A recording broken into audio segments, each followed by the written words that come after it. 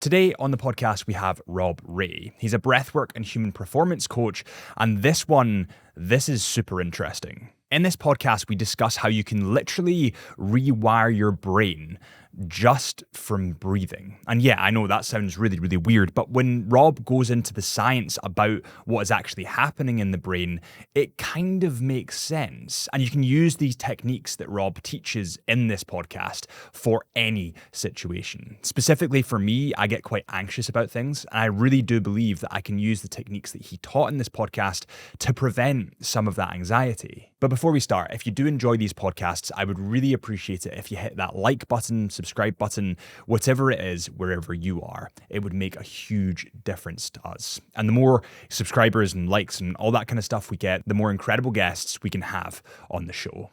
Thank you. Without further ado, my name is Harrison Brown. This is the Into the Mind podcast, and let's welcome Rob Ray. But also, I actually recently did my first breathwork class. And right. Yeah, and it's interesting because going into it, it was more of a yoga thing.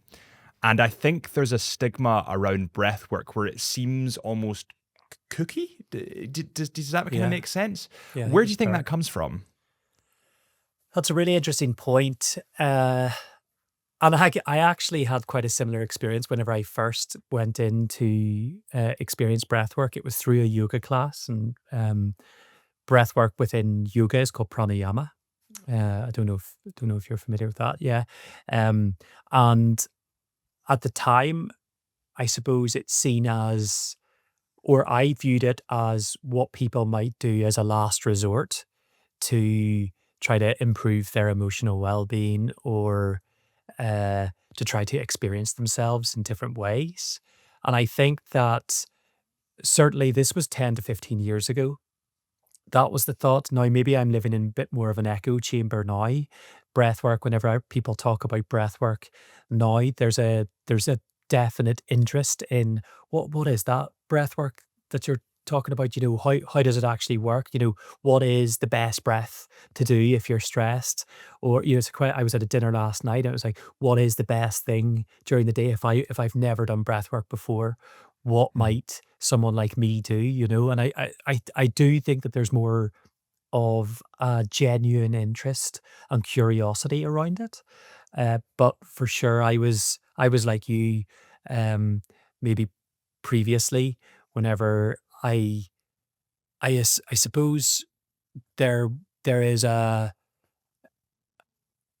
maybe it's that people don't know exactly what they're supposed to get out of it, Yeah. and it could be that because some people hear, oh, but it relaxes you, it's all about relaxation, and then they try it for 2 minutes and they're like, that did anything but relax me. All I did was start to think about all the things I have to do. And then all of a sudden I'm crap at that. I can't meditate. I can't do breath work. And so many times I've heard that sentence. And really, it's not about that. It's not about being good or bad at it. Yeah, and I think when you bring it back to kind of primitive nature, we come into the world breathing. And I think somewhere along the way, we don't forget how to do it, but perhaps we don't do it as well as we used to. Like, I remember when I used to run around the playground when I was 12 years old, and I'd never get out of breath because my breathing and posture was probably great. Whereas now, because I'm slumped over a screen the whole day and, like editing, I think that has a big kind of play on it. I think you're just right. Posture is one of these kind of very often forgotten aspects of efficient breath work. If you think that the diaphragm moves 4 to 6 inches up and down whenever we're breathing really fully. And of course, if you're hunched over and slouched, you're not really allowing the diaphragm to move up and down the way it needs to.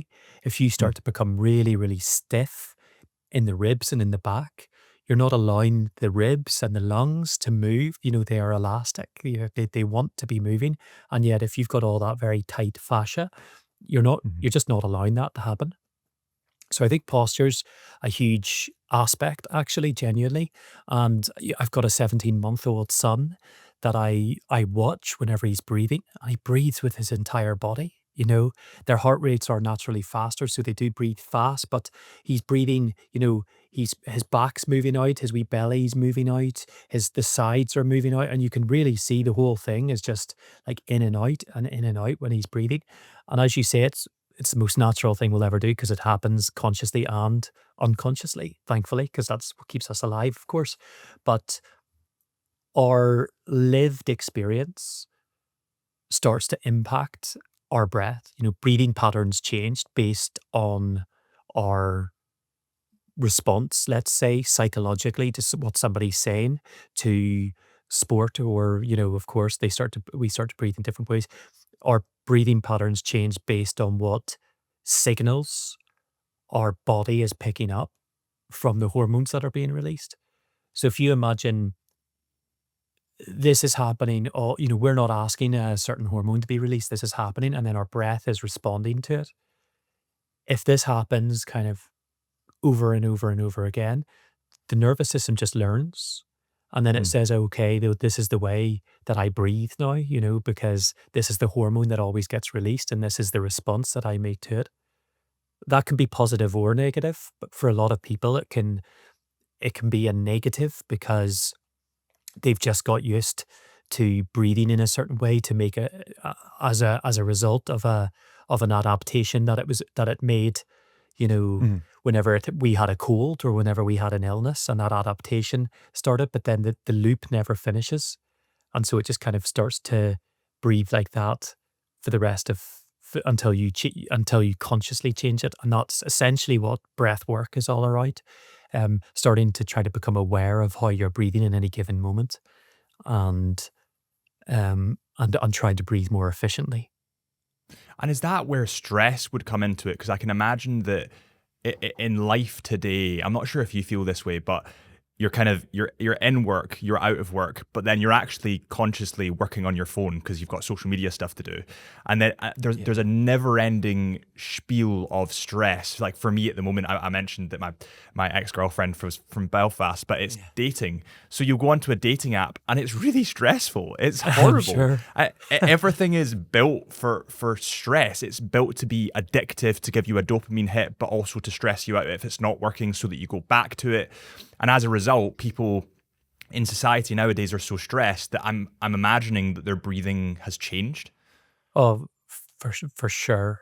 I mean, this is one of the most interesting points, I think, about how uh, social media, dating apps, all of these types of platforms, they have, hundreds of behavioral psychologists in behind them trying to figure out how to keep your attention.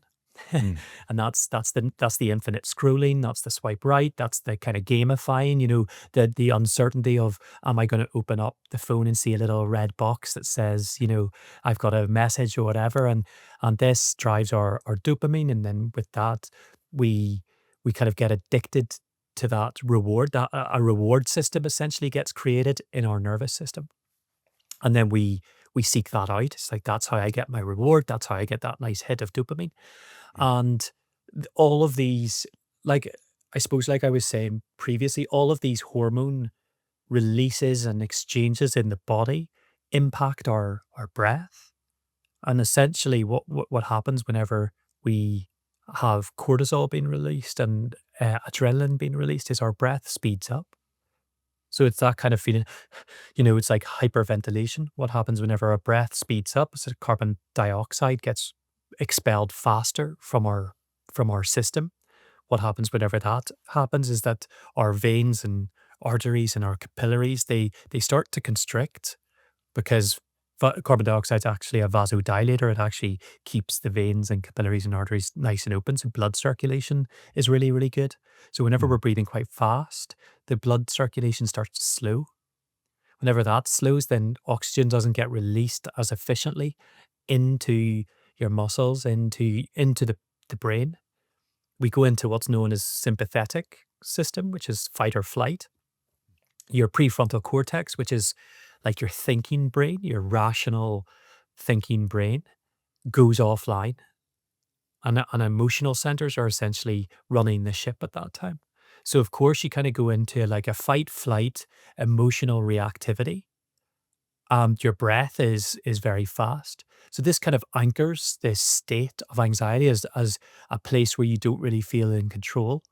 So whenever you finally come down, you maybe get out of the situation, you come home, you just relax, you're not on the dating apps and you're just having a wee drink of water and you're relaxing, maybe you can drop back into parasympathetic state. This Mm. is rest and digest. But the problem is that the nervous system has an imprint and a memory, let's say, a somatic memory of that state that has just happened at whatever it was, 2 o'clock that day.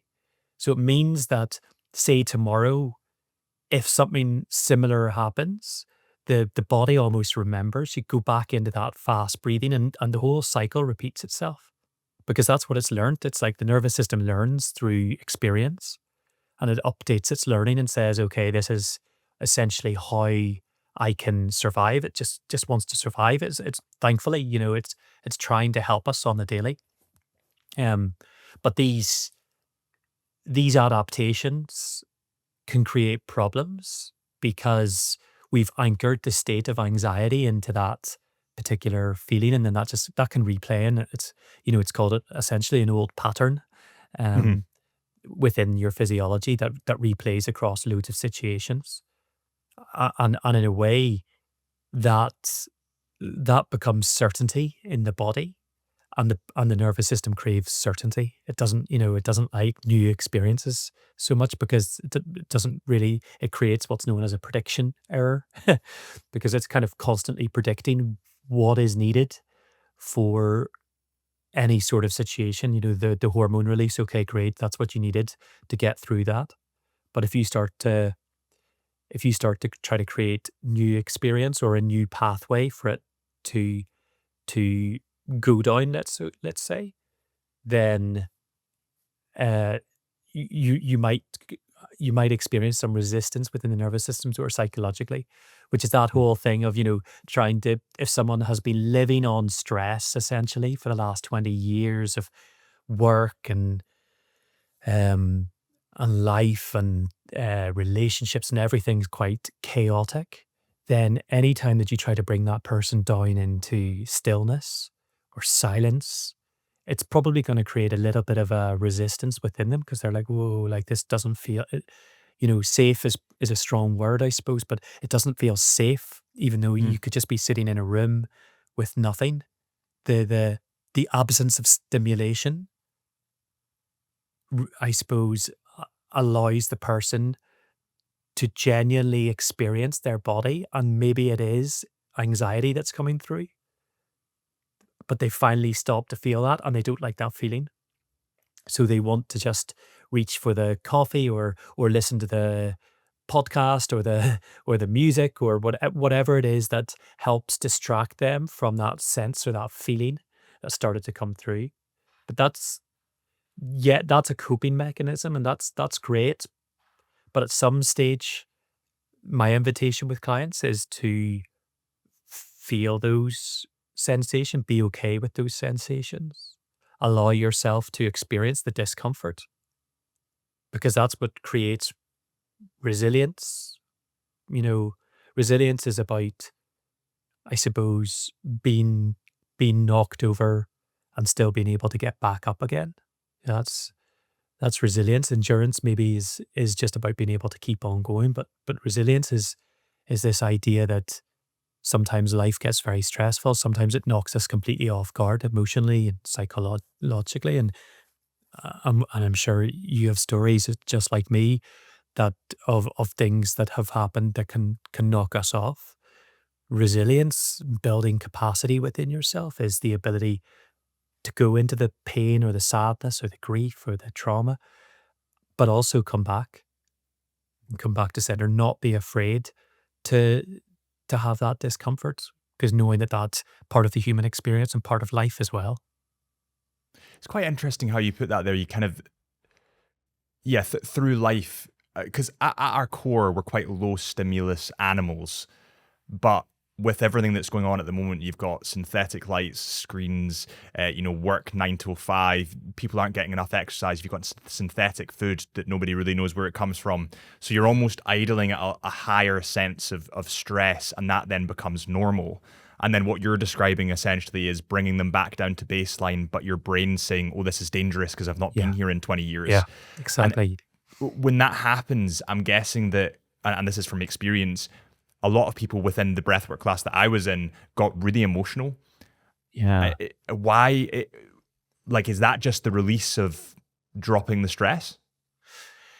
Yeah. So this is an interesting one.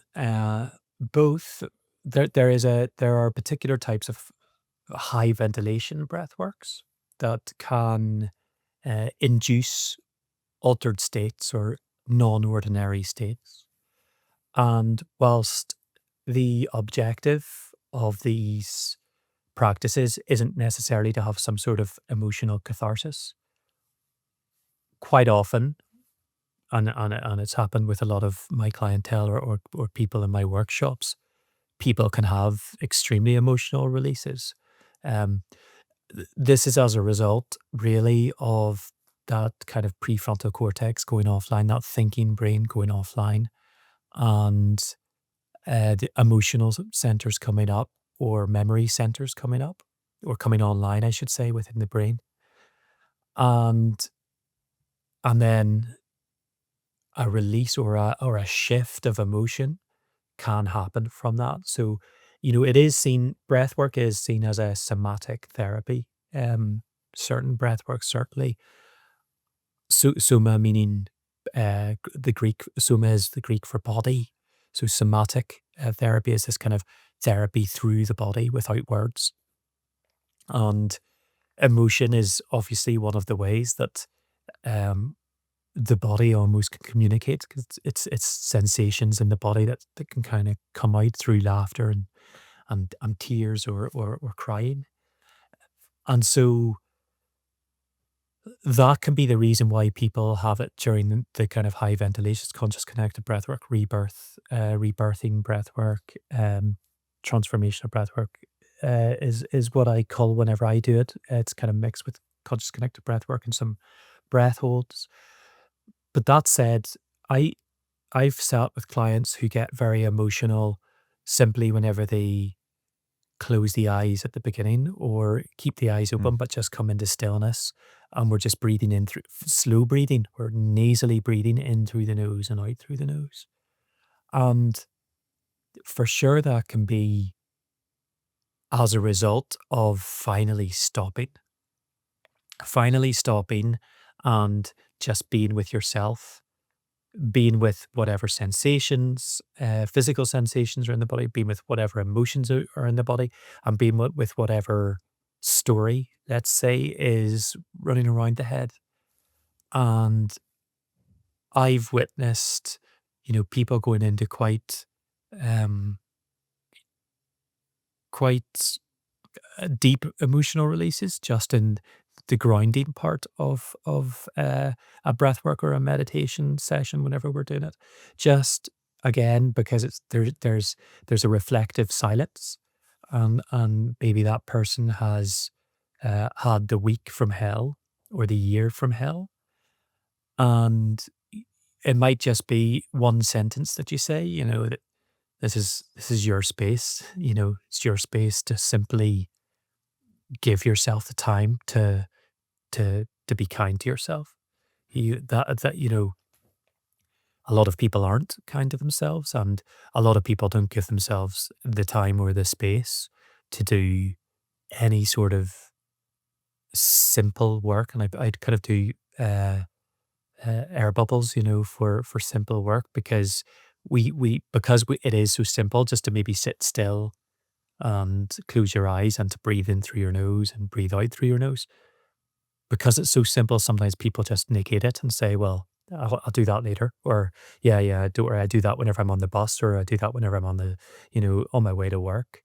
The reality is that that's not really, that's not really deep rest, or that's not really deep reflection whenever you just kind of put your phone in your pocket and sitting there, whenever you consciously make time to sit in silence and introspection, as you say, our life now is so fast paced. It's very, very rare. It's very rare to actually, I mean, I would love even people listening to try to think of the last time that they sat for 5 minutes and didn't, you know, didn't actually listen to anything online, no music, um, no radio, no TV, and simply just sat there in stillness.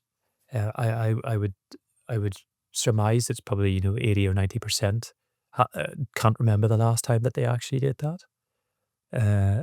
As I said, with a son now, um, my time and space in the house, uh, it's not my own in the same way it was 17 Hmm. months ago, and so I have to carve out time to before the wee man gets up, just to simply sit by myself and listen. And sometimes it is as simple as that, um, as simple as no breath work, no objective, but like put the timer on for 5 minutes and just witness or just observe.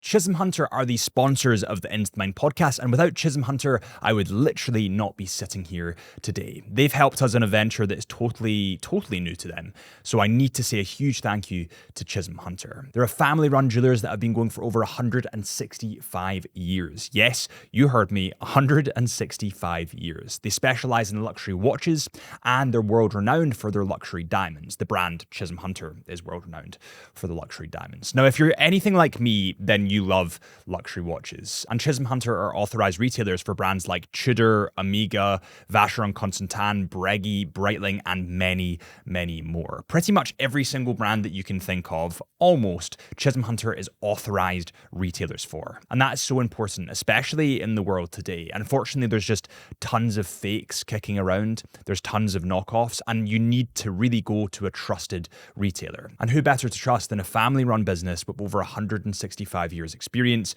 with authorized dealerships. So if you're looking for your next watch or diamond, head to chisholmhunter.co.uk. That's chisholmhunter.co.uk. And while you're at it, use the discount code CHSUB, that is CHSUB, for an exclusive 10% off selected lines. That is CHSUB on the chisholmhunter.co.uk website. That's chisholmhunter.co.uk.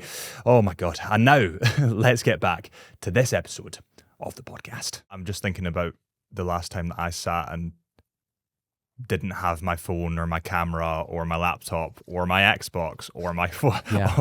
or Yeah, my I hear you. TV, and the list goes on, and then it's pinging emails back and forth, or when I've got a terrible habit of getting up in the morning and checking my first thing I do, I check my phone, and then before you know it, you're on Instagram Reels and you're swiping through absolute nonsense. Yeah. Is there, because there's this process that you described that's it's subconscious, that you're in a maybe more high stress state because your nervous system remembers. Yeah. Does breath work rewire the brain? Yeah. Yeah.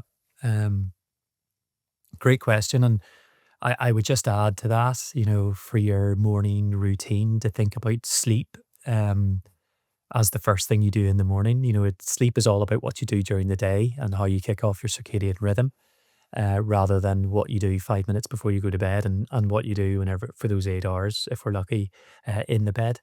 Uh, just if you imagine whenever the first thing you do is let's say you're getting up nice and early at 6:30 a.m.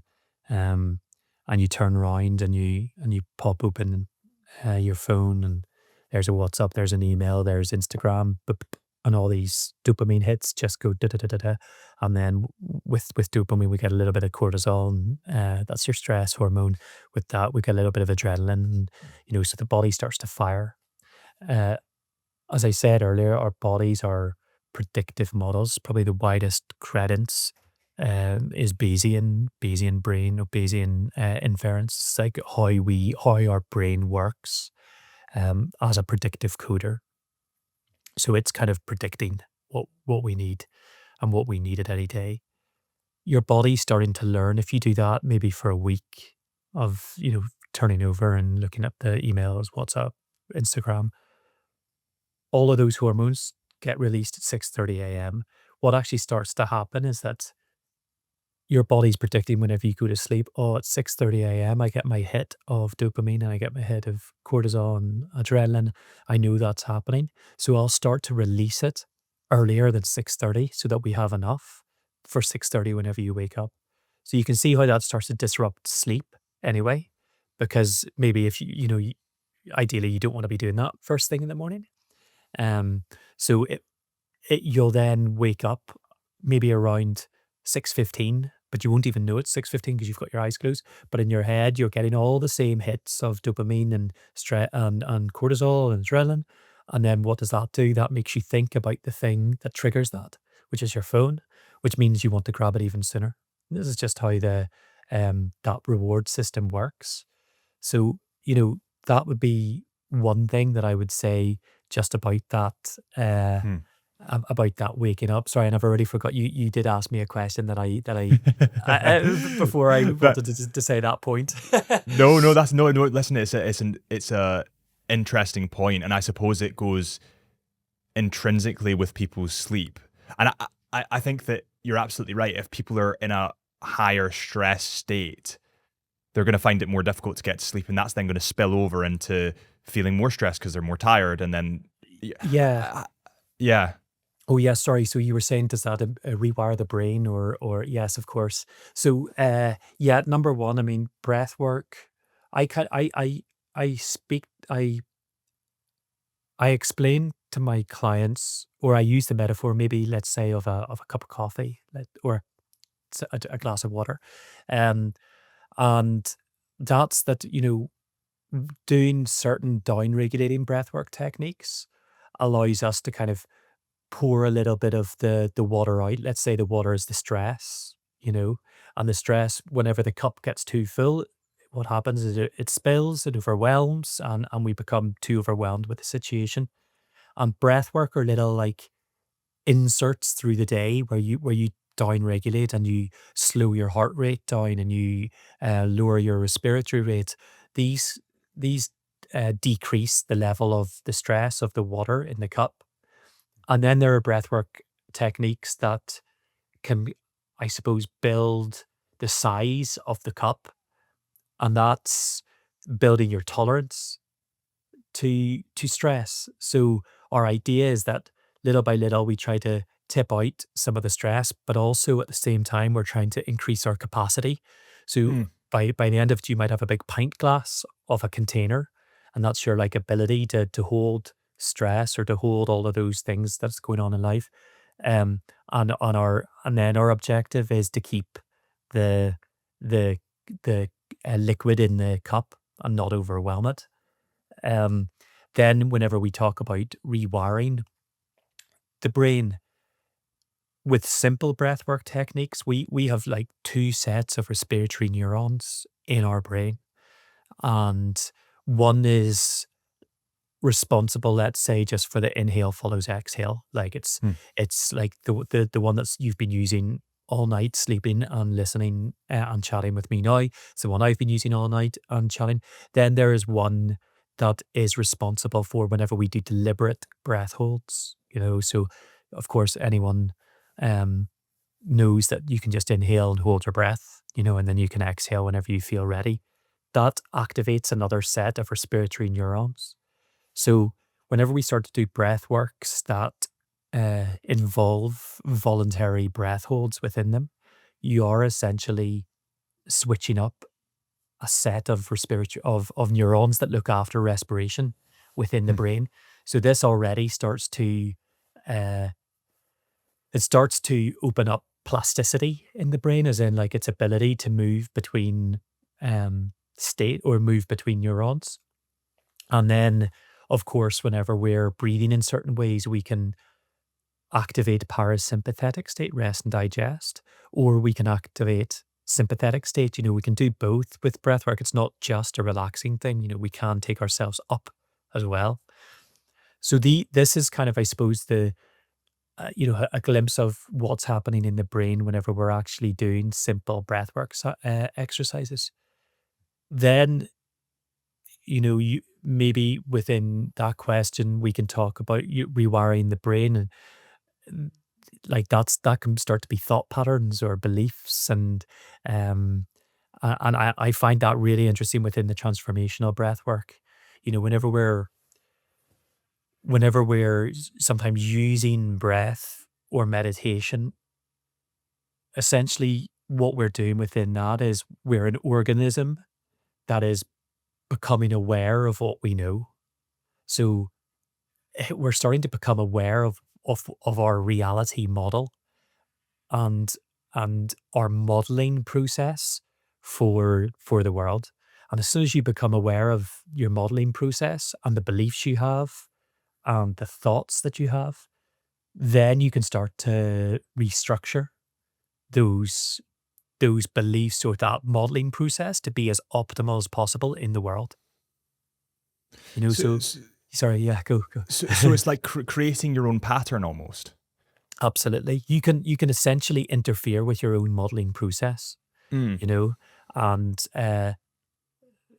I suppose that would be why I see meditation and breath work as a huge key to intelligence and emotional intelligence, because the more aware that you can become of those of the way that you are in the world and the way that you interact with the world and your emotions and your thoughts, the more that you can, yeah, interfere, for want of a better word, within that process for optimal well-being. And that, from my point of view, that's fascinating. That we're at a stage in our understanding of the brain and of the body to see how meditation, breath work, spirituality, and as we started off, this kind of potentially like stigmatized woo woo practice or practices can intersect very much with psychology, neuroscience, and reality. Certainly meditation, I think, has long past the stigma of something strange. I can't tell you how many very incredible clients that I work with who would meditate daily and have done for many many's a year. Um, it's a huge key to high performance. I don't see really any of this work as, whilst it does help anxiety or depression and all these things, I don't see it as that as the primary use. I see that as a byproduct that it can help. Um, my work and my use of these tools is for human flourishing, human thriving, human um, like optimal well-being. It's interesting what you were saying there about the kind of breaking of the pattern almost, or even recognizing that a pattern is a pattern and changing it. And Mm. I'm just thinking to a lot of people will have the experience where they have something, a big occasion coming up. It might be a speech. I did a speech recently at work. It was Yeah, horrible. yeah. Total, panic before it, anxious, couldn't breathe, shallow breaths. Or it might be an interview that people are going for. How would you suggest is the best breath work to calm yourself before one of these big moments? Yeah, I think that's really interesting. Um, I really relate. I had to do a talk about 2 weeks ago to about 600 people, Oh my um, God. on of a company, um, and for the first time in a very long time, really felt everything that you're saying. The beating heart, the fast breath, and it all happened in the kind of 10 minutes before Yeah. the session. Um, so the first thing I would say is, we fall to the level of our training very often. We do not necessarily rising to the occasion. We fall to the level of our training, and so if I work with athletes or sports people, quite often I'm not trying to change. If they're saying, "Oh, this Saturday I've got a really big match or competition," um, I'm not all of a sudden say, "Let's change everything about the way that you breathe," Mhm. because this is the most efficient way. The work needs to be done beforehand. It needs to be done almost to set. I said earlier, the nervous system learns through experience, and in the same way that we can use that as a positive or a negative, you can start to try to create those neural pathways in the 6 weeks, 8 weeks, and 10 weeks before the event, the big talk, Mm. the the experience, let's say, or the event where you're pretty sure you're going to get triggered. And uh, that in itself is extremely powerful because it gives you the agency and the confidence that whenever you feel that state start to come, the beating heart, all the other things, um, that you can manage it. So, for instance, I love a very simple breath work called flow breathing for these moments. Um, and this is simply, you can use different ratios. I usually use inhaling for 4 seconds and exhaling for 6 seconds. And it's just simple inhale, 2, 3, 4, and exhale for 6, 5, 4, 3, 2, 1. And really, the exhale helps to slow the heart. Of course, whenever you're in a very stressful position or a stressful moment, what happens to the heart rate? It increases and the respiratory rate increases. So if you can try to hit that in for 4, out for 6, this is a 10-second breath cycle. You're over 1 minute, say you do that, that's, 6 breaths over 1 minute. The reality is that if you just weren't doing anything, you probably have breathed upwards of 16, 17 breaths in that minute. That reinforces the state of anxiety. That's, if we kind of go back to hyperventilation, that's, would be termed as chronic hyperventilation. In, out.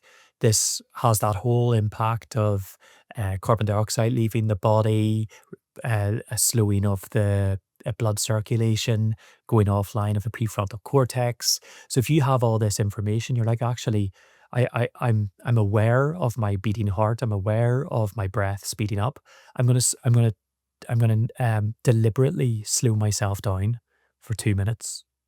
In for 4, out for 6. That's like 12 breaths. It's not a lot.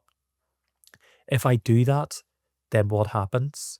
The veins, arteries, capillaries, they stay open. The blood circulation continues to go quite nice. Prefrontal cortex stays online. My rationality is much better than, oh my goodness, I'm going to trip up whenever I go on stage, or I'm going to Yeah. lose all my words, and all that kind of self talk that doesn't help. So, I can remember doing that just for 2 minutes, and just breathing and using all the tools that I know work for me whenever I'm sitting there at 6:30 a.m. on my mat before the wee man gets up and before my house becomes a little bit more busy.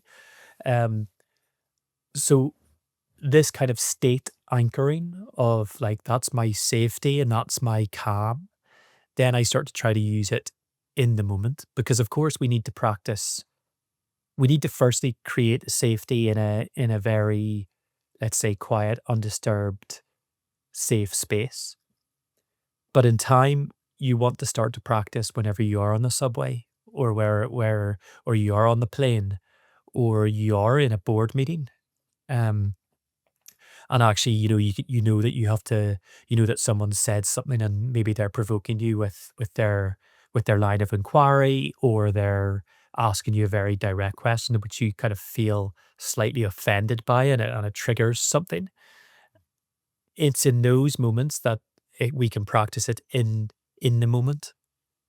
You can breathe in for 4 and out for 6. No one still knows what you're doing. It's something that can be done very much while you're talking to someone. But all the while, it's kind of it's like not letting the cup overfill with stress or emotion, and it's kind of keeping yourself down so that you can respond from a place of from your center, or from clarity, or without emotion. And that would be my um I suppose my invitation, or proposal to people to start to try to make a simple practice, a 2-minute practice that feels good for them. And if 4, 6 feels too long, just reduce it to 3, 5, in for 3 and out for 5. Because of course, sometimes for people, whenever you're about to go in something like breathing out for 6 seconds might feel too long. And Yeah. that creates more breathlessness and that creates more anxiety. So you can even go down to inhale for 2 and out for 4. My point really is just make that exhale a little bit longer, just to the give your heart the chance to slow down a little bit. The exhale in your body literally inhibits the activation of sympathetic response. The inhale activates it. So, the more that you inhale, the more you're activating your sympathetic response. That's your fight or flight. The more that you exhale, the more that you're stopping that activation of the sympathetic response. So, these are all known as, somatic um, ways of working with with the situation from a somatic point of view or a bottom up point of view. So this is bottom up is whenever you're using the body. This can be tapping. Why do we tap in and around here? So vagus nerve is coming down through the kind of both sides of the neck and down through and connecting into all your um, vital organs. Vagus coming from I think it's Latin. Vague or meandering, it meanders through the body, makes its way through the body. And this vagus nerve is fascinating because it makes up 75% of your parasympathetic state, your rest and digest state. So simply just tapping stimulates the vagus nerve, which again is this idea of creating safety within your nervous system. So your body's saying, okay, well, he's tapping. He's like, I'm getting a good signal to say that it's okay. Of course, humming is one of the best ways to stimulate it. You hum, you feel a vibration that goes down in through the body. These are bottom up ways um, of managing stress, let's say, before you go on stage or before you go and do the thing. And then, of course, there's top down management. Top down management is no, I'm not going to fall over. Like, I know my stuff. I'm calm. But I would say that the most effective in these moments is bottom up because in the moment of stress, your prefrontal cortex, as we said, is offline. So reasoning and logic isn't always the easiest thing. Don't get me wrong, like self affirmation, mantra, positive thinking is really powerful and visualization so powerful. But kind of think about it as a bottom up, down approach, meshing so that Mhm. you're kind of attacking it from both sides. It's interesting how you put it. There's, let's say someone's in the boardroom and they're giving you a line of inquiry. It's Mm. it's funny how some people can panic under pressure when it comes to arguments, whereas others are extraordinarily calm and can Yeah. rationalize their kind of point. I I kind of wonder. I had a podcast with a guy called Corey Richards, and he said something really, Mm. really interesting about embracing discomfort. And he said Mm. that so many people are living such a comfortable life now Yeah. that they don't embrace the I'm going to do a speech in front of 600 people, or I'm going to take this interview, I'm going to go to this board meeting. And as a result, a bigger anxiety gets set over the tasks that you haven't done and you're not comfortable with because you haven't embraced the discomfort. So I'm wondering if the breath work is almost like a coping mechanism for a problem that we as a society have created. Yeah. I think that's really, really interesting. I think I told you offline that I've just been on a kind of 4 or 5 day retreat in Scotland. We're at the end of January and or beginning of Feb now. Gosh, but it was the end of Jan whenever I was there, and it's pretty cold. Pretty cold. Welcome. Yeah, yeah, absolutely. Thank you. And we were doing hikes to the summit of the mountain first thing in the morning. Like not easy.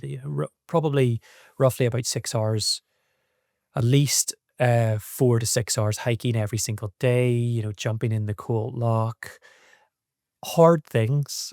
And one of the notes that I wrote in my journal was do hard things more often because the feeling of accomplishment that I had and the group had as a result of doing stuff that really, like at 6 a.m. In a cottage on an island that doesn't have a lot of heat, and it's Mm. -5 outside because of the wind chill factor.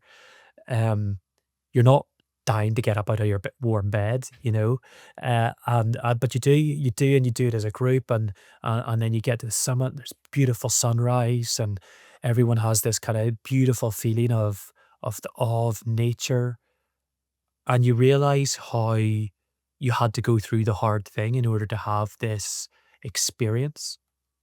And I mean, there's a book called The Comfort Crisis, which is a good read, Mm. um, that talks just about this, that we as a society are probably just too comfortable, certainly in the West, um, and that we don't sometimes maybe do those hard things enough in order to uh, build that resilience. You, I think that for sure. I mean, there are people within certainly the UK um, who of course have huge resilience because of the hardships that they have in their life, and um, I think that's an important point to make. But I do believe that um, a lot of the anxieties that we feel, we build up in our minds in such a way, and then we just try to avoid it rather than being able to cope with it. We just avoid it, and to me that's not the solution. I even spoke to someone on this trip at Scotland, and they were just like, I don't like London because it's just so busy and just causes me anxiety. I don't like big cities because it just causes me, so I just don't go. And we kind of had this debate. I said, but that's not that to me. That's not a solution because you're just saying, okay, I'm just going to avoid all discomfort in my life, or at any time I feel like I don't feel good. I agree with, I agree with the premise that um, you know what's good for you, you know what's not good for you. But it it became clear that uh, there there was a reluctance, let's say, to push yourself into uh, discomfort or past that space of where I feel totally in control. And it was a beautiful realization for this person. Um, because like I said, we become aware through some of this type of work, we become aware of our modeling process, and then we become aware of our patterns of coping and our patterns of thought and our belief system. And whenever then that's to me where growth exists. Yeah, I totally agree. I think that growth exists on the other side of discomfort, or on the other Mm. side of fear, perhaps. And I think that just in today's society, from what I can see, a lot of people just avoid it because they can, because they're Yeah. comfortable. They might, have a job that's keeping them just above water, so they think, well, it's, quitting would be harder than just keeping it going. So I'll just do this job that I maybe don't like, and Yeah. you can really see it, and companies do a great job of ensuring that things are just comfortable enough Yeah. that you don't leave. You know that it's got a gym, it's got a pool, it's got a spa membership. You're on a salary that you're not really that happy with, but you might get a bonus if you do well. So maybe Yeah. you'll stay there to get so I think that the society is built to keep us at a level of comfort. But the Yeah. best things, at least from my experiences, and I'm sure a lot of people that might be listening, the best things always sit on the other side of that discomfort bracket. Whether it's going up and doing the speech, I was shitting myself, I hated it, Mm. but after it, there was a sense of, oh well, I've completed it now, I can do Yeah. that, and I kind of Yeah. proved to myself that I can do it. Yeah. I think that's wonderful. And that's absolutely, you know, what I was speaking to earlier. Do hard things more often, Mm. put yourself uh in that space where I don't want to do that, I know that that is not me, or I know that I'm going to struggle. Like that's going to be something that I think about, ruminate before. Um, because I think that's a really, really uh, huge part of our growth process. putting ourselves into situations and new experiences where you have to adapt, you have to respond, and your body does as well. I think that's yeah, a really beautiful uh, a really beautiful experience to go through. So well done. Yeah. Well, what about you? How did you find? I know that you mentioned the kind of breath work when you were going to do that speech in front of the 600 people. Mm. Did you find that your preparation for that had an impact when it came to it? Yeah, so I think I even named it whenever I walked out. I was like, gosh, a lot of people. I used the example of my heart beating and the fast breath uh, as a real time display of the Mm. stress response. Um, I loved it as well. I did it. I felt really calm on stage. Um, chatted about stress resilience and emotional navigation, and enjoyed every moment of it. Um, it was like a 2 to 3 minute peak about 10 minutes before, where I truly believe that if I didn't have the tools, then I would have probably spiraled into, oh my, like Yeah. as you say, like I was shitting myself before I went up. Like all this stuff. Like I genuinely felt really, really good after doing my thing. I almost was witnessing and becoming a friend of the the feelings in my body, because like it's also aliveness. The fact that you have any sort of beating heart. Hormone release in the body. All of these things are a sign of wonderful aliveness, pulsating aliveness, and I love to embrace those feelings as well, because that is part of the human experience. And you know, whenever you whenever you do the breath work, the down regulating stuff in that way, it can feel really, really, really calming. But whenever you do upregulating breath work, you can also do this as a way to start to expose yourself to the stress. Like literally, you can do faster breathing, the kind of Wim Hof type style. If you know Wim Hof breath work, it's kind of in and out, one, quite fast. This in itself simulates the feelings of, let's say, anxiety, but also excitement, and all those things that you might feel before a speech, or before the boardroom, or before a big match. And if you're used to feeling those states in a kind of safe, contained environment, then whenever it comes into real thing, that's real world exposure, and it's Mm. the same physiological response that you're having. But you're like, oh, I do this, as I practice this, 3 times a week already, so the body knows it really, really well.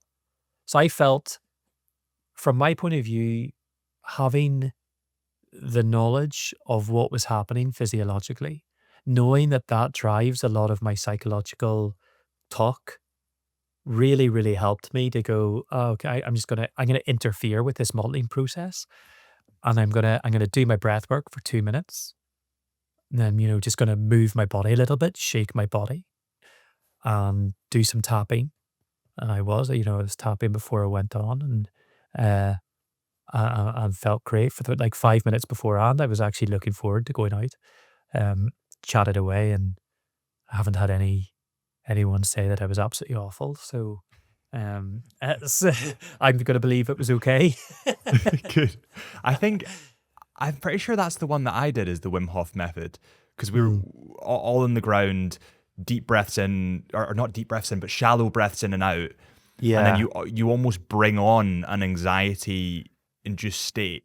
Yeah. So there's a conscious connected breath work that is like inhaling for 3 to 4 beats, Hmm. like quite a lot, and then just out for one. Wim Hof would be more quite shallow, in out, in out, in out, in out, in out. Mhm. And I wouldn't suggest doing that for much more than 3 or 4 minutes, if that, because it's hyperventilation. You know, it's super hyperventilation. So, um, will create exactly that anxiety state. But you know, a lot of the neural pathways that light up for anxiety are the same neural pathways that light up for excitement. This is this is wonderful. You know, the body has a lot of the same sensations within it for excitement and for anxiety. And yet, it's our story that we make about the situation that dictates whether we like the moment or we don't like the moment. So, you know, imagine like your team scoring the final goal in a cup or whatever, and or like a really wonderful moment, and you get that surge of emotion because the context of the situation is a positive one. You experience that really beautifully. But rather, if you get an email that completely throws you off guard and there's something said in it that you just didn't expect, Or and if you it's get not that your draw, team. or if it's not your team, exactly, if it's the other team scoring the 93rd minute, um, and your heart sinks, that's anxiety. But it's you know, it's the same neural pathways that are lit, but our story on it is completely different. And so this is where I love to kind of work with clients on trying to experience the sensations of a fast beating heart without the story that often come, you know, emotions and thoughts are often coupled together. Mhm.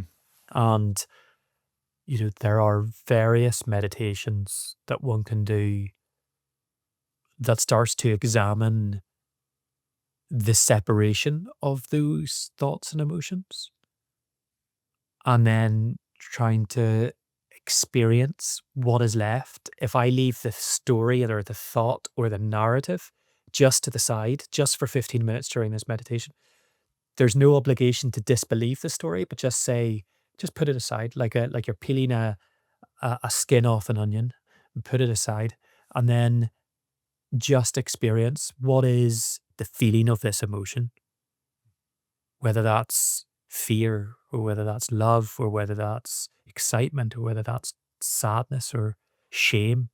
You know, can I can I feel that in the body? And it's a fascinating process how whenever you truly allow yourself those moments to genuinely, if I made you write, you know, circle on a piece of paper where you felt certain emotions on your body. They've done these tests clinically, and it's very uniform, different emotions where people feel them on the body. Isn't that amazing? You know, that someone can say, "Oh, I feel love," and they feel it bang in the heart or all over their body because it's, you know, this beautiful release. Shame can often be down in the pit of the stomach, you know, Mhm. and people have colors that they attach to these, and it's incredible how uniform these uh these feedbacks are from people. Yeah, yeah. They've also, I'm not sure if you've heard this, and apologies to people listening because I've definitely told the story about 3 times, but I absolutely love it. They did a they did a study with a group of Broadway actors. So they were getting up on stage and essentially performing, and they had, I think it was like 50 shows to do. And they strapped up heart monitors to them. And at the Well, start, before the first show, they said, "How you feeling?" And they all went, "I'm shitting myself. I'm so anxious. I don't want to do this." And then at the last show, they said, "How are you feeling?" And they said, "I'm really excited. I'm going to change this point in the script. I'm going to do this slightly different." And they measured the heart rates and they were exactly the same. But the, I the perception had totally changed by the end because they knew that they were in a safe space to the beginning. And love that. it's the same thing, right? It's essentially what you're doing is bringing people into that state and teaching them that it is safe prior to them going into the real world experience. Absolute. Thank you for telling that story. I hadn't heard it. I love it, and doesn't surprise me at all that Mm, physiologically they were displaying the same results. Let's say, because that's a huge part of my work. That kind of reframing of the physical sensation, the physiological response that you have, reframing that so that it helps you flourish. it optimizes your experience rather than making it some sort of terrible experience. And I think that's why it's so important, like this idea that only bottom up works or only top down works. We need them both. We need uh, both methods to really have to really make the best experience for yourself. Is there an element of your work that's almost therapy? Mm. Yeah, it's really interesting. I always struggle, and I'm so happy that you didn't ask me to introduce myself at the beginning in terms of like who I am and what I do, because I struggle so much because it changes all Mm, the time. Um, for sure, there is there's an element of my work that is coaching, for sure, of course, but mm, then it's like kind of emotional companion or spiritual companion. Of course, it's so difficult not to become close with your clients whenever you're working with them, and to genuinely be invested in the challenges, trials, things that they're all going through, because you start to become very um, close with the client in terms of understanding what uh, they're going through and why they're going through what they're going through. And so mm, you start to really root for them and support them.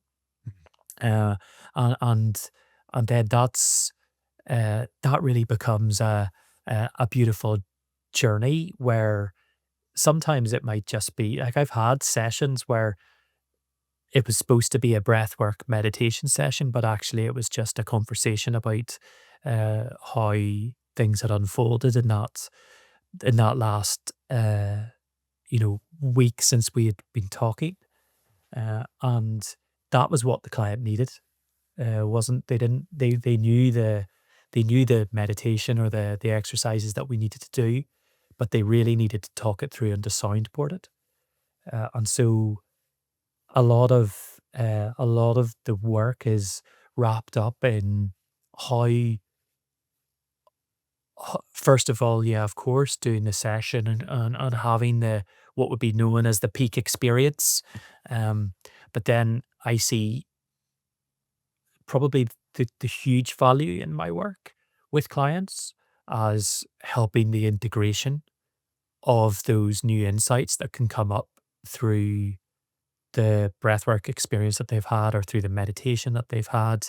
And I suppose in that, I talk about the modeling process of how we experience the world. It's that we start to kind of pick out, okay, well, like how can we then start to uh, interrupt that behavioral pattern, or mhm. how can we start to interrupt that thought pattern as soon as you feel it? Like, what is it that we can start, become aware of it? And sometimes it's just even within if they know it really well and then they say something during the session, you're like, you've literally just gone back to Yeah. that old pattern. And it's like, oh yes, okay. So it's like trying to break those old habits, old patterns, old thought patterns, old belief systems, and then hold yourself accountable to, okay, yeah, that's if that's how I would have reacted in the past, then in my kind of new updated operating system, um, how do I how do I interact with myself, and then how do I interact with others?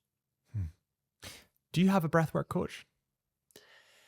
No, I have rather kind of spiritual mentors, some of which don't even know that they're mentors because they're books that I devour and they're their podcasts that I devour. Um, but actually, in terms of a breathwork coach, I don't have one that I speak to. I have spiritual mentors, and then I have mentors in life that for me are invaluable just to soundboard, to communicate with, and even my wife, who I've been together with my wife for 20 years. We're married 13 or 14 years. She'll definitely correct me on re-listening. I think it's 13. Uh, but it's wonderful because I'm extremely, I suppose, cerebral in the way that I love to read and learn and understand lots of different traditions and ways of being in the world. Mm, Um, and then sometimes take practices and protocols and exercises. And my wife has this effortless way of simply being in the world with very intuitively. Uh, that very much coincides with kind of present moment living and a very positive disposition of nothing really sticks. Nothing really sticks on her. Even uh, if she, whatever experiences she's had in life, she doesn't let them stick on her, and it's quite incredible uh, way of being, and mm, that in itself is a teacher for me. Like that. I don't under, that way of being is really refreshing to be around all the time. mm, We can be going on a walk, and I love the plan about life and the how exciting, what if this happens and then this happened and this would be class if we could go here and we could climb that whatever it is, and we'll be talking, then she'll just go, oh my goodness, look at that tree. And I'll be kind of like in the midst of my whole plan, the next yeah. 3 years. And I'll be like really annoyed going, were you listening at all? And then I'm like, actually, never change. Like that tree is really beautiful. Yeah. Uh, and it just knocks me straight back into the miracle that is happening absolutely every single moment. And so, yeah, you pull your coaches and mentors from everywhere. The same way, like I watch my son 17 months old, like living life in an extremely present moment way.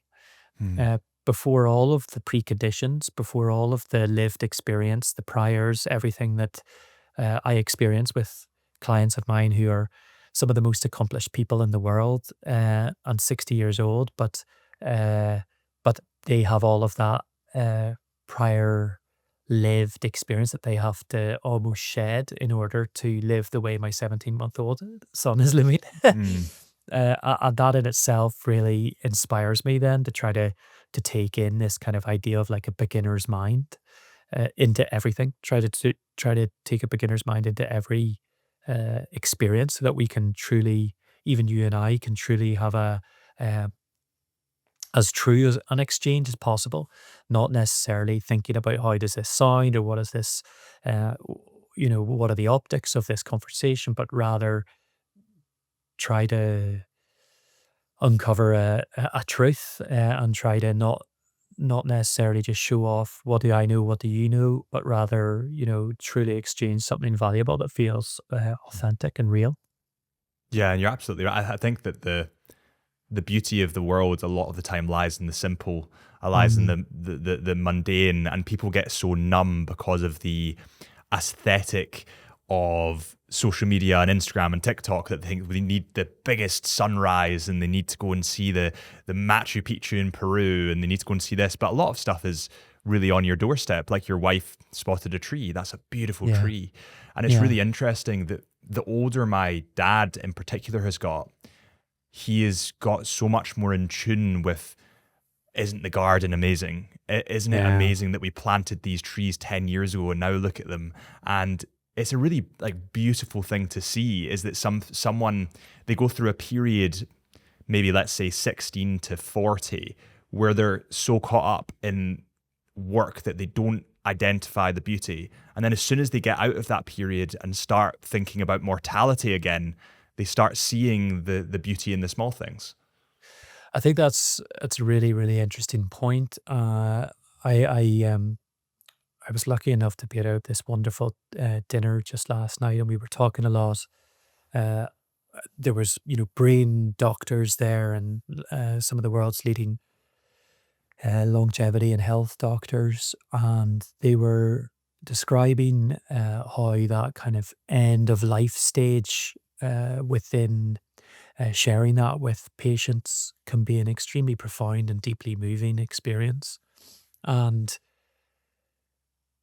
again, a lot of the people around the table worked with some of the most accomplished people in the world from from a professional standpoint, these people had probably had every win there was possible in business, and really didn't need to do anymore. And yet, what the kind of general consensus or general conversation was around the experience that people had in those rooms whenever the person was nearing the end of their life was that they weren't talking about the kind of peak moments Mm. of life that one might expect, but yet the simplest of things, just the in between moments that might be a coffee through sitting in your favorite place in the house, the watching of a squirrel run along the wall outside, um, the most mundane, uh, seemingly mundane and innocuous moments, for whatever reason, for a lot of these people, were brought up as some of the most perfect points about life. And just I thought fascinatingly interesting that work wasn't really something that came in. What the person had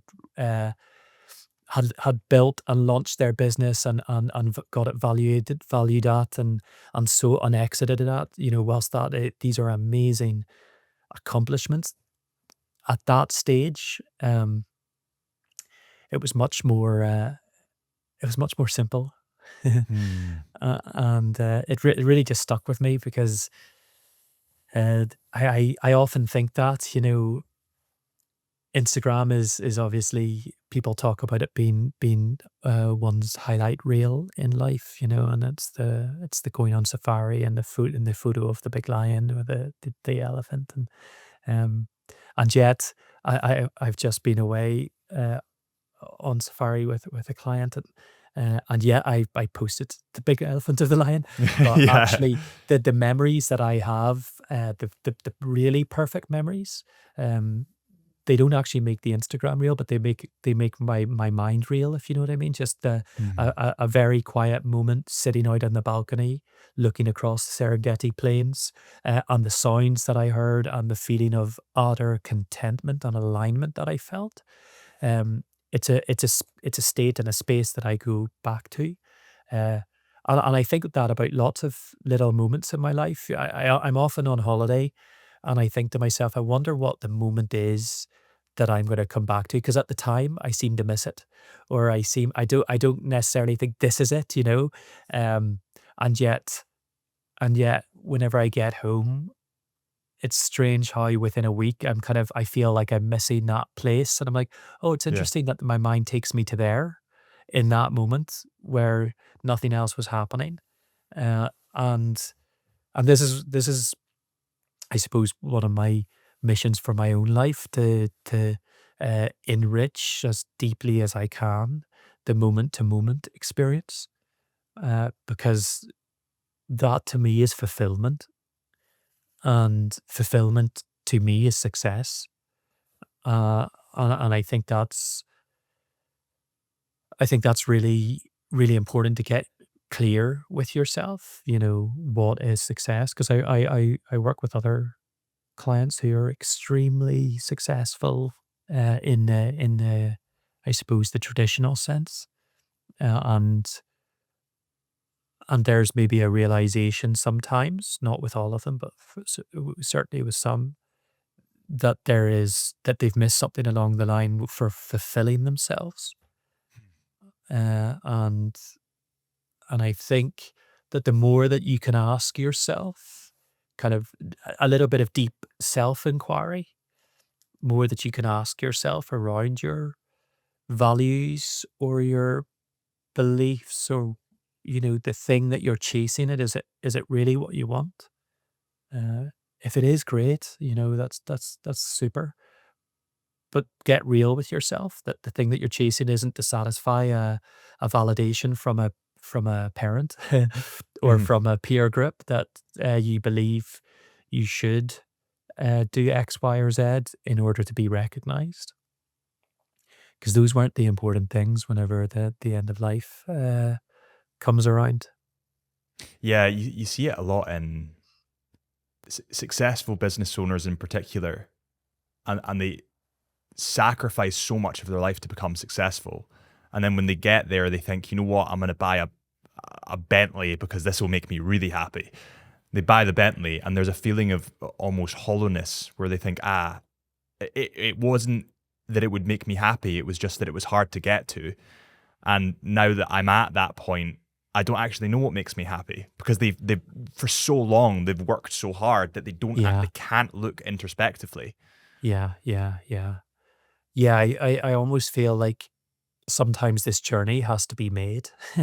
Mm. You know, it's difficult to tell someone whenever they're in the midst of that, like trying to get to the top of the mountain, to also look around, um, and sometimes people need to get to the top of the mountain before they say, okay, now it's more about sharing what I learned along the way. And I find that kind of idea of people getting to a certain stage where what becomes important is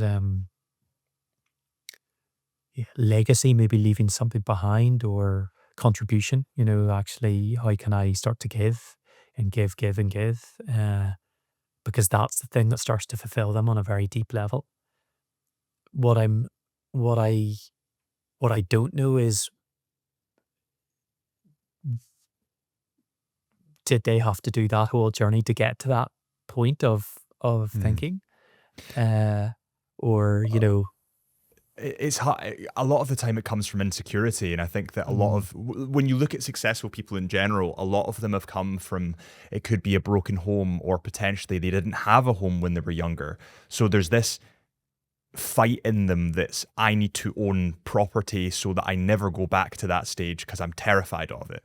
And it's almost like they're running from an insecurity. But you're right. I do think that time to stop and reflect on what really matters is super important. There's a movie, I don't know if you would have seen this. It's about a guy that goes and travels the world to Alaska. It's really, really famous.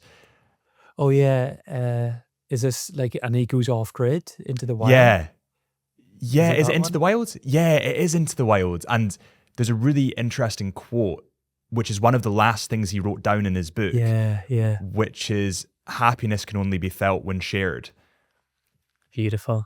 That's So he went lovely. he went on this whole journey to Yeah, find himself, and then at the end of it, because he obviously, spoiler alert, but obviously what happened, yeah, he yeah. figured out that the only reason that he wasn't actually fulfilled is because he needs to share it with someone. Whereas a lot of people in business, they go through this journey, it's incredibly lonely, and they get to the top and think, I've got all this money, but who the hell do I share it with? Yeah, I think that's a very, very interesting aspect of it, and a huge part of even how I kind of look at success as well. Of the people that I have, the family that I have around me, and the people that I have around me on the journey. And I think community. It's medicine as well. Human connection. We are we are a social species. We are here to love and share and give. And it was one of the things that I really felt and sensed around the profoundness of the retreat that we've just been on as a group of 24 people, that going to we did some silent hikes. So it's sometimes an hour and a half up a mountain first thing in the morning, but in utter silence. So you're only really together with your breath, but yet the sense of togetherness as everyone was walking up, and you were walking shoulder to shoulder sometimes with people, and not saying a word. And there was a beautiful group feeling to that. And I think uh, I wholeheartedly agree that the the element of human connection and sharing with people, uh, experience and love and kindness, is incredibly fulfilling. Um, in a way, I think there was a research study done of people who would be taken to the bottom of a mountain, and they would look up the mountain, and they're asked, how long would it take you to get to the top? And, whenever they say, uh, but whenever they were by themselves, it was like, oh, probably 6 hours. And then they would take other people and they would put them in twos and they say, how long would it take you guys to get up there? And they're like, probably like, 2 or 3 hours. And the Mm. perception was the fact that because I'm with someone, it would probably be shorter. And yet, whenever people are by themselves, they look up and they think, it'll be much longer. Uh, it's quite an interesting psychological uh, show. I think that sometimes whenever we feel that we've got someone to do something with, it's easier. It's Hmm. immediately easier because that burden is almost halved. Even though the reality could be it was indeed 6 hours. Where does spirituality feed into this? You know, spirituality for me is again really becoming aware of becoming aware of what of becoming aware of yourself. And within any of this process, that to me is that's to me is essentially why we're on this earth, in order to start to understand our own journey a little bit better, our own workings a little bit better, and then to share it. That spirituality for me isn't some sort of woo woo mystical uh, process that should only be compartmentalized to a yoga mat or to a 7 week retreat in isolation. Uh, for me, spirituality is a lifestyle as well. It's the practice that you do, but it's a philosophy and a way of living, and it's a way of interacting with yourself. So, by meditating, by by doing breath work and by doing these um, different exercises, and that can be movement as well. Using the physical body to experience yourself. This is spirituality. This is the thing that helps you start to understand how you feel, how you think, how you act, and how you behave in the world with yourself and with other people. And uh, and then you're able to live your most enriched life. Hmm. It's interesting because I was talking to somebody recently about religion, and I think at my core, I listen to science, and I get people on that are much smarter than me that will tell me this is Mm, how it is, and this is what the books say, and to a degree, I don't think they're wrong, but also the brain is so powerful that having purpose, finding purpose in religion or spirituality or whatever it might be, a lot of the time that gives the people the motivation to go on and do what they want to do. So I don't think it's necessarily wrong. So yeah, it's just interesting to me the take on it, because I do think that for a lot of people it gives them that purpose in life. And why would we listen to science if we ourselves feel that it gives purpose? It's like placebo. Placebo works, but it's not to say that it's not right. It's just different. yeah. Yeah, I totally agree. And I think this idea of purpose, uh, I think we all need a purpose. We all need to feel like we have a purpose. This helps us feel meaningful, and what we're doing is worth it. And to be honest, I think that if we can feel like we're aligned to a purpose, whatever that will be, it gives you a why for everything Yeah. that you're doing. You know, I even if the even if the energy in behind uh your drive is to like you said, to prove someone wrong, or the validation, and or I always want to have a home because that is safety for me. And that idea of taking what maybe was a very difficult situation or a traumatic experience within childhood, and creating something incredible from that. I think that's really beautifully interesting. I think as long as we understand uh, the the drive behind it and why that is, because I think that really helps in your kind of quest for fulfillment, let's say. But purpose. I don't necessarily think that there is one purpose for every single person, and um, and you must kind of align to that one purpose and live your life. Mhm. I believe that we have lots of different chapters in our life and lots of different experience with different people in our life. I have a different purpose with my son, let's say, than I do with myself. It's whenever I'm with him, it's about being fully present with him, and being a loving presence for him, and trying not to project too much of my own stuff onto him. But whenever I'm within my business, I have a totally different purpose, uh, and I think that, you know, if I was to kind of do that type of work, and I have done on, like, what is truly my purpose, it's to try to get closer to my own um true essence of being, uh my own try to be as truthful with myself as possible, and try to get closer to that true essence, to that my own natural presence. Uh, I don't necessarily equate that to becoming a better version of myself or becoming the best version of myself.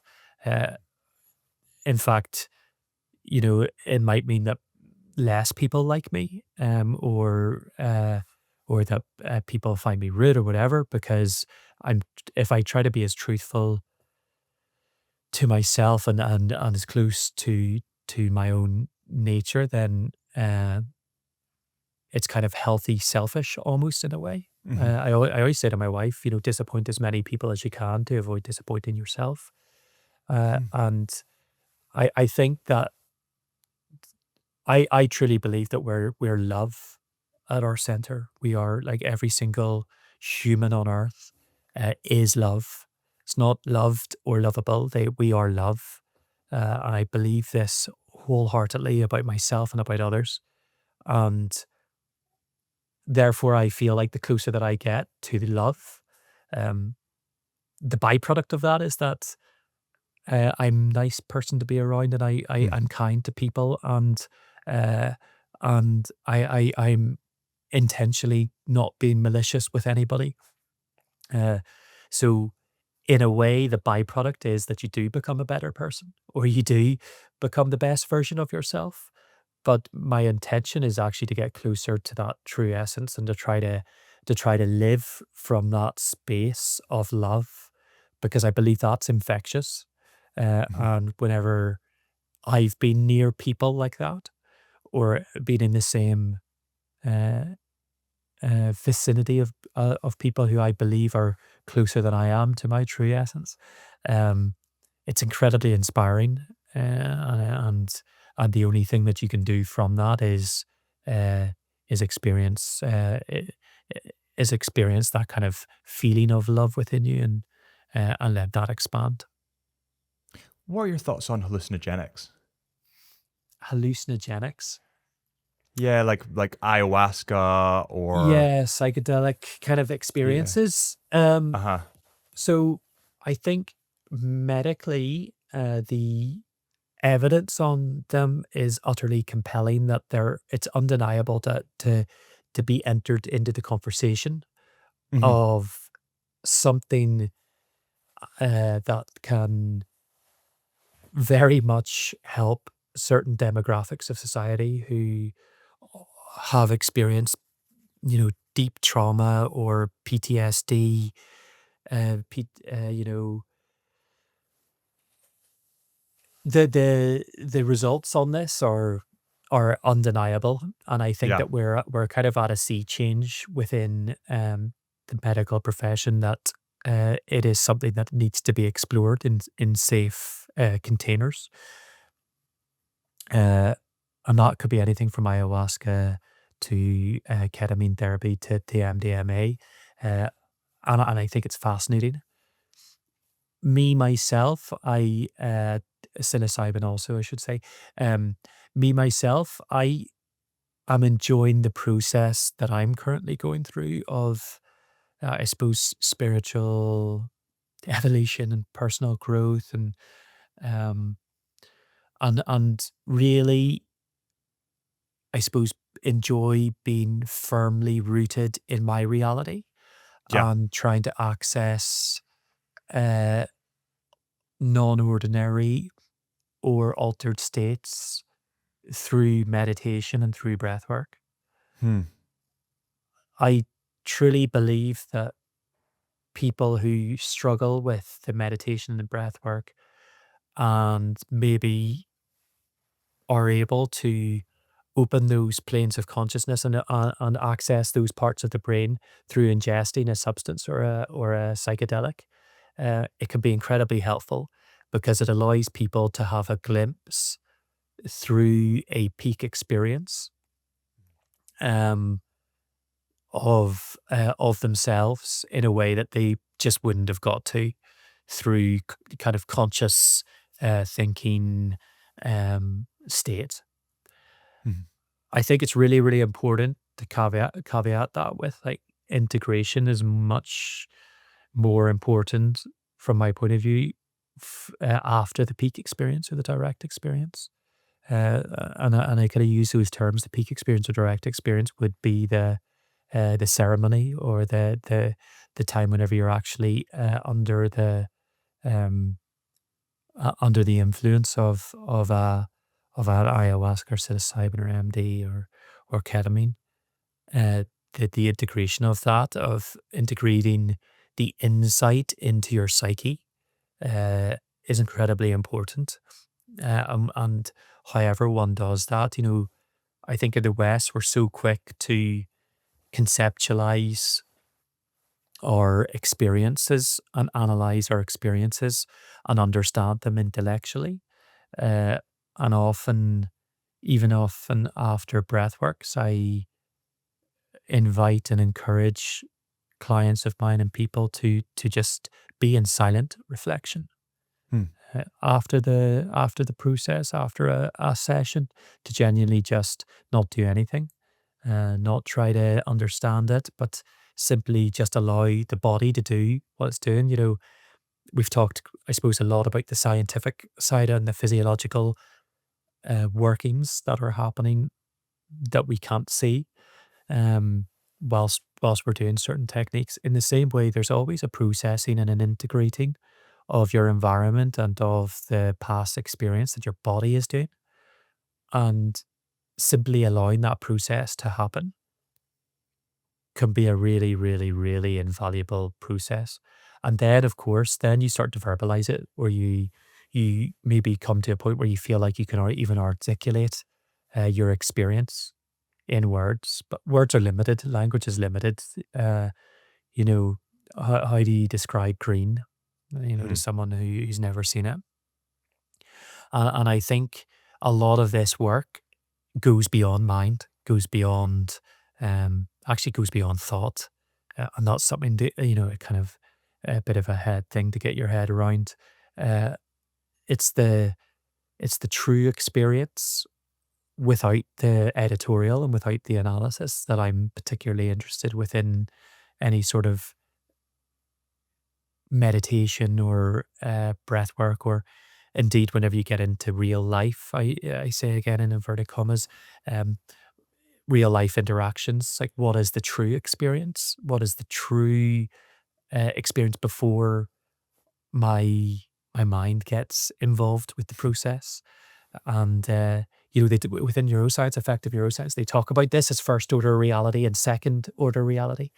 And second order reality is essentially everything we experience all the time. First order reality is that moment of my words um, hitting the vibrations within you, and then, of course, by the time you make a thought and, an idea and a concept around it. It's all already become second order reality. And within meditation, they try to, I suppose, increase this moment of first order reality, the true experience. They call it the deep now, like um, this idea that space time doesn't exist, and or like time as we know it, as a chronological one moment after another, and therefore the now is actually this much deeper, and this is known as the deep now, and first order reality is that true experience of the moment before we try to describe it. And I've had it loads within the transformational breathwork sessions. Again, with extremely cerebral people, I've had a surgeon who had heard about my work and wanted to experience it, and probably would have come to the session as what I would consider a breathwork skeptic. Not even breathwork curious, but breathwork skeptic. And he had Mm. an extremely profound experience. And he came out and he was like, I don't know how to categorize that. I just don't know, what I would say about that. My friends will ask me because I told them I was coming, and I don't know how to put words on it. And we had this cut discussion, um, that sometimes in life, and the most simplest things in life are to be felt, not necessarily described. Um, it's like watching the beauty of a sunrise over the Serengeti plains. As soon as you take a photo, it loses its essence. Maybe some of the maybe some artists and photographers, that's the reason why they become so famous, because they somehow capture the essence of that moment for people, that they feel something. uh, but it's the felt experience that creates the reaction and the joy of life. And that's what's so fascinating about being human. Is currently what separates us from an AI machine. This idea of kind of knowledge and our consciousness. No, no, I totally agree. And mate, I've just realised the time. I could speak to you for Mm. hours. Yeah, Uh, I feel the same, ours. where can people find you? I know that you're on Instagram. What's your Instagram handle, website, all Y- that kind of stuff? Yeah, thank you. Well, my Instagram is Rob Ray, REA underscore underscore. So Rob Ray underscore underscore. And yeah, my website, www.robrayrea.co.uk. I'm based in London, so for the most part, I host monthly workshops in London and in Islington. And then I do a kind of quarterly day retreat at one hotel Mayfair. The next one is almost sold out, but it's on the March 21st. I host retreats across the world, and I work one to one with clients, um, with a kind of limited number, just because it takes a lot, and I do a lot of it in person. So Hmm. uh, yeah, that's how I work with clients.